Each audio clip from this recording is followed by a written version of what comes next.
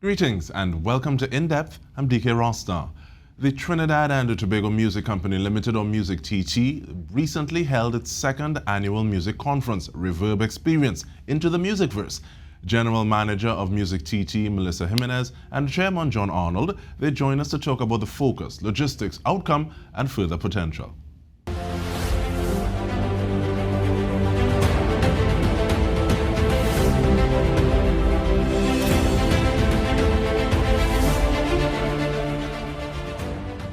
Welcome, Ms. Jiminez. Welcome, Mr. Arnold. I want to thank you for making the time. But Ms. General Manager, Madam General Manager, what are some of the immediate takeaways of the initiative? Well, first off, hi, and thank you for having us. Some of the initial takeaways, well, it's a 3-day conference into the Musicverse. Building, navigating, and expanding the Musicverse are the themes for each of the days, building upon one another. And in terms of takeaway at the ending of it, it's more capacity building than anything else. Capacity building, education type. We had for building, we're looking at the building blocks essentially that it would take to start within the music industry. Navigating, there were a number of panels on how to navigate and maneuver the music industry, as it were. And expanding spoke to the export side of music and had a number of panels as well as workshops, particularly on that day. All right, thank you very much. But sometimes when we hear about building capacity, that means that there are laps or gaps. What are some of those gaps that you really want to focus on, or that you saw from before, and this conference has helped Mr. Arnold to say, okay, well, this is how we can start to address some of these things? Yeah, this year we were fortunate, Dike, to go to South by Southwest, both Melissa and myself. And there were several sessions. We were there for almost 8 days. And we went to several sessions. And we realized, you're dead correct, there are some gaps, some serious gaps too. And there are some opportunities for us to kind of upskill the marketplace, not only in terms of how they navigate the Musicverse, but how they actually get the knowledge, right, and the wherewithal to have that happen. And I think we were inspired while we were there, and we also made several contacts for some of the noted speakers who featured at the conference. So yes, to address your question, there are gaps, and there are gaps in several areas, and we continue to see how best we can deal with the capacity building in some of the areas of do-it-yourself, DIY, in some of the areas of music marketing, and of course, in the other areas of export. And we had TikTok, for example, do a whole thing on TikTok and music users. So all in all, just to answer you, there are some gaps, and we hope that we were able to address some of those in the conference. No, I would hate to just say, okay, well, we're going to be pessimistic about it, but looking at that glass that is half full of water, I want to ask you, Ms. Jiminez, yes, there are gaps, but at the same time, there must be things that we have strengths in, and what are some of those things that we are either on the curve or ahead of the curve or not doing too badly? What are some of those things? Well, I would say that first and foremost, we know that Trinidad and Tobago abounds with creativity, right? We have it coming at us from all angles. Even when it comes to churning out music, I know somebody did a thesis with UTT, and it showed that even for the carnival season alone, we churn out over 4,000 songs a year. So we know that there is stuff coming out. So I do think creating is definitely a strength that we have. Where that lacks afterwards is the actual expanding on the creation and the business follow through end of things. Hence why even Caribbean Export, you would see doing across the islands, they have the business of music workshops that they are doing as well. We're doing one in St. Lucia right now, for which I am a mentor in that program as well. So, you know, we're aiming to bridge that gap. Creating, hands down, we have it down packed, but we need to professionalize it visually as well, and be able to go on to the next step. And it's interesting you say something like that, and it makes me want to look at mental paradigms because and looking at building, navigating, expanding the Musicverse, someone might actually ask, what is the Musicverse? Because you raised the point, Mr. Arnold, that there was one session that you all did at South by Southwest that dealt with TikTok.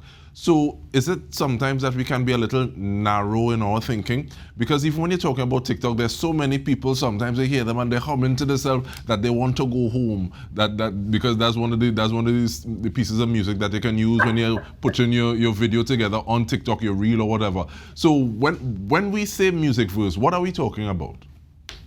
Right. So I think, let me just make one correction. The Please. TikTok session was actually last week in our conference. And I learned so much at our conference last week.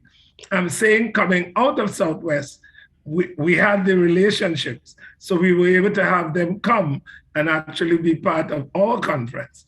I think I slipped there on the exact question you asked. Could you just run it again? When we say Musicverse, how narrow or how broad is that? Where do we put our focus? How do we set those parameters? Right. So it was really a play on the metaverse. Right. So it's really a play on the metaverse. So, you know, into the metaverse, while we were there, we heard so much about the metaverse. Oh, I tell you, sessions upon sessions. And so I think the idea Melissa had was how we can play with the metaverse by saying Musicverse. So it's really a play on the words. Mel, you want to deepen it? Sure.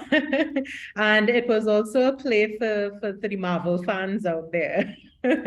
But Musicverse, meaning that, you know, just like the universe, it's so vast, it's unexplored, it has so many moving parts to it. So hence why we said into the Musicverse, and then we proceeded then to split it up into the building and navigating and expanding, because there's so much going on. One conference is definitely not going to touch all of it. So yeah, hence the word Musicverse. And one of the reasons I asked the question is I think sometimes it may be we can limit ourselves. So, and again, going back to the issue of TikTok, I think sometimes when persons think, okay, well, a career in music, they may think a musician, instrumentalist, artist versus someone who is scoring things for different platforms, different functions. So for music versus for apps, but this is something that I think I want us to continue on the other side of the conversation.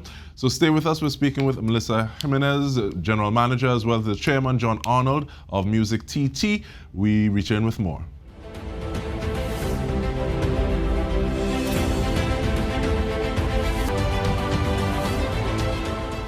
Welcome back. We are talking about Reverb The Experience with the General Manager of MusicTT, Melissa Jiminez, as well as Chairman John Arnold. And the pandemic is waning. Many persons are returning to outside. What made you decide to have a second iteration of the Reverb Experience like this, Mr. Arnold? I wonder if you're muted. Yes, we can hear you. Yes. That's a beautiful question, Dike. We were thinking of a hybrid at one point, all right? But we thought that we would go this way because it's easy at this point. One of the key factors is actually the dollars, all right? The fact that we have to watch the budget at this time. And we didn't have that kind of funding to bring in these speakers and all that. So it was much easier to do this format.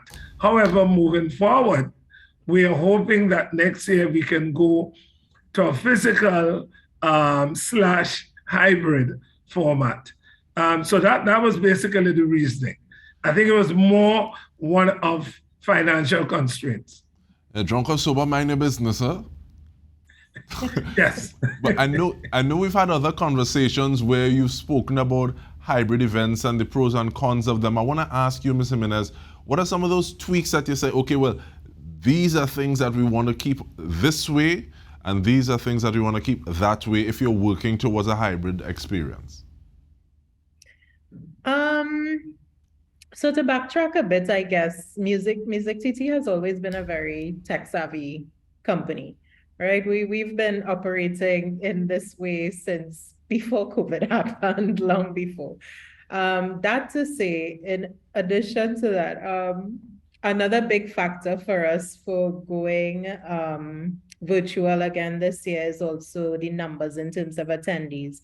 So when we host physical events, of course, it's always constrained by the numbers that the venue would allow, right? And then you always hear the story of, oh, I didn't know about the event, I didn't hear about it, all of this, yada, yada.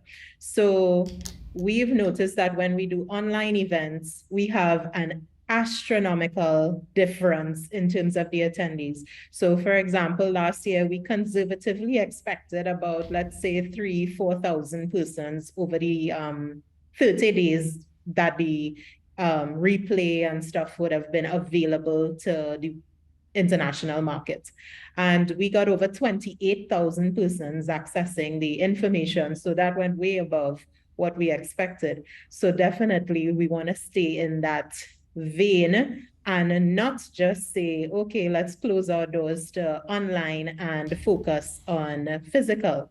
So that said, again, as John mentioned, it comes back to the dollars and cents. So next year, we know budget is coming up just now. We'll see what was allocated. And next year, we can look at, okay, can we actually do this hybrid event? And if we're doing it, we now have to think and navigate what elements are we keeping hybrid? Is it the entire thing that is going to be live streamed? Or is there certain sections that we can highlight in the live stream? So we've yet to figure that out, but you know, soon. Yeah, I think just to amplify there a bit, Dike, while we were at South by Southwest, we saw the model really clearly. So even though we were at sessions physically, we saw some speakers coming in on these massive screens. In the hall, they had massive screens, almost cinema type. And so you almost felt as though, yeah, we were listening to somebody who was talking to us, and also interactive. And so I think it really, the technology now affords us all kinds of possibilities to have a physical, but also have speakers coming, streaming in. And with that in mind, I want to ask what defines success, because looking at the impact, looking at the way that conservatively you say, okay, well, we think this is what the numbers are going to look like, but then they surprise you in a positive way. And even like having people from 17 countries attend this time around, how do you define success? Is it something just looking at numbers? Is it something with regard to feedback? Is it building blocks that you say, okay, well, we have this to work from? What are some of those indicators that rise to the top for you? I wasn't too sure it was me or Melissa. I'll ask you, thank you. Oh, okay. Wasn't too sure. Yeah, I think, you know, even when you look, Dike, at myself, when the guy made the point that, you know, TikTok is, a lot of people think TikTok is for kids. And then he said, you know, TikTok is not for kids. And we have expanded. It's no longer about just entertainment and news. It's about sport. It's about agriculture. It's about climate change. I mean, they're doing so many angles. And he was making a point about how they also have demographics right up, you know, people over their 60s and so on. The way I define the success, it's not just by the metrics of attendance. I think if you look at the participants and what they say in the feedback, right? Because we had the exit surveys. When you look at the exit surveys, what they are saying. When you look at the Facebook comments, you realize that the conference itself has made a difference. It has made people aware, and some people are making changes already.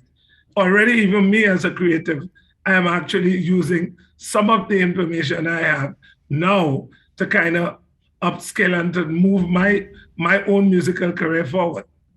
And looking at the demographics is a very important thing. And one of the things that you would have done during this conference, Ms. Jiminez, is look at women in music. Why they need to focus specifically, and what was some of that feedback? Well, it's no secret that the entertainment industry is very male-dominated in most of the fields, especially in the background fields. And when I say background fields, those persons who are not artists, they're not on stage at the forefront. So it was important, you know, to highlight. We thought, okay, let's do a woman in music segment, bring some of these women forward and have them do pecha presentations as well as rapid fire interviews, and get to know who they are, what they do, what they contribute to the music industry, etc. Because these are phenomenal women that are working and nobody knows who they are, and the few that know, it's just in this little box and circle amongst themselves. Okay, thank you so much for that. Mr. Chairman, we have a minute left to talk about next steps building on this experience going forward. Thank you. Yeah, I'm going to share half of that time with Melissa, because I'll tell you half of it. We are planning next year to have a bigger festival. A bigger semi-festival conference. I'm dealing with so many festivals these days. Yeah, a bigger conference. We're really hoping to have a bigger conference, and also to build on some of the relationships we have established, and to also establish some new ones to keep the thing even more exciting.